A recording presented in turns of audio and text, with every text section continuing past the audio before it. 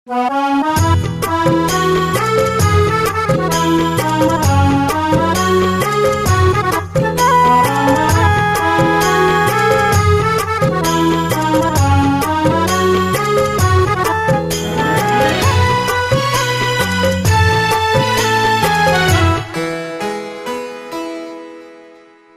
cik oh mek cik, kalau nak tubik kedah kena cermat sikit, ukur getek dengan modal.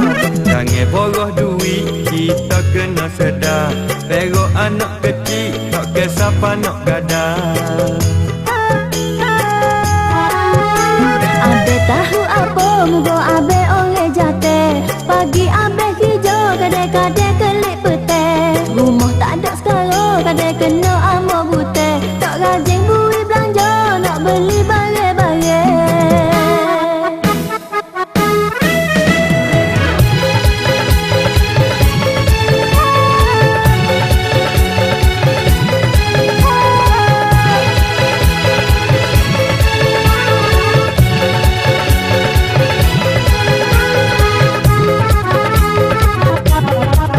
Abe pesek, abe nak tolong pingat. Demo tak pandai saya, lasu tak pandai cermat. Tak usah bosan, tak usah duduk belakang sangat. Adik duduk sore-sore, ni wak hijau nanti penat. Adik beli barang, bukan kata nak wak kenal. Nyom ni sesate, walaupun nyom tak tengok kan. Adik pergi beli pisang, abe nak makan penat. Mek cik oh mek cik, kalau nak tubik kedah kena cermat sikit, ukur getek dengan modal. Jangan boros duit, kita kena sedar. Perok anak kecil, tak ke siapa nak gadah.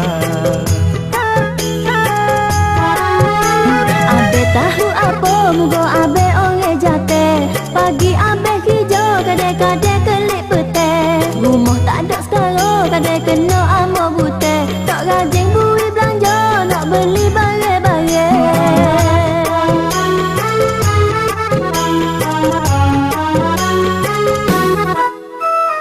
Jangan duk beli barang negara luar. Adik kena cari barang hak Malaysia. Barang kualiti, harga pun terkawal. Jangan makan hati dengan kecek orang jual.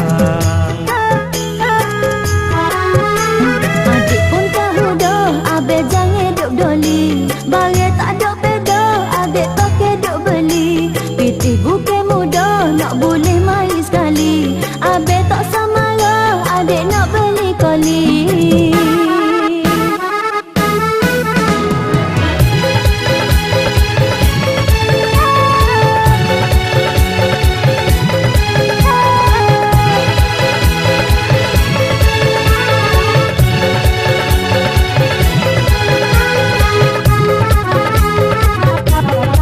Abe jangan duduk berasa bosan. Jabat teh perdagangan, hari-hari duduk pesan. Abe bukan nak marah kau nak larang. Nak bumi nampak comel sebagai peringatan. Buatlah pedoman untuk di masa depan. Di dalam ruangan radio TV duduk iklan. Dia kira bagai comel untuk jual tepi jalan. Sama kita ingat, jangan belanja boros. Kalau jimat cermat, tidak ada duk salah. Baik kita ingat,